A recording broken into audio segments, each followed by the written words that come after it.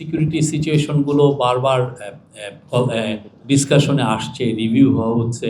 এই জন্যই বডি ক্যাম নেওয়া হচ্ছে, যে যাতে একটা কেন্দ্রের বাইরে কী ধরনের পরিস্থিতি বিরাজ করে, খুব এটা আমরা একদম মিনিটকে মিনিট আমরা যাতে মনিটর করতে পারি।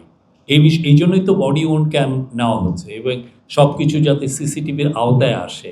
আর কেউ একটা কোনো ধরনের কোনো অপকর্ম করে পার পাবেন, এটা হবে না এবার। তাকে এবং সে সাংবাদিকরা তাদের নিয়ম মতো তারা তাদের নিউজ কালেক্ট করবেন, এবং যারা ভোট দিতে আসবেন তাদের সিকিউরিটিও তো অনেক আমাদের সবচেয়ে টপ প্রায়োরিটি, সেটাও দেখা হবে। এবং যাতে নির্বাচনকে সামনে রেখে ভালনারেবল যারা কমিউনিটি আছে তাদেরকে বিরুদ্ধে যেন কোনো ধরনের অপপ্রচার না হয়, সেই বিষয়টাও আজকে আলোচনা হয়েছে। সব বিষয় খুব ডিটেলস 2 ঘন্টার একটা আমি বলবো যে বিস্তৃত আলোচনা হয়েছে।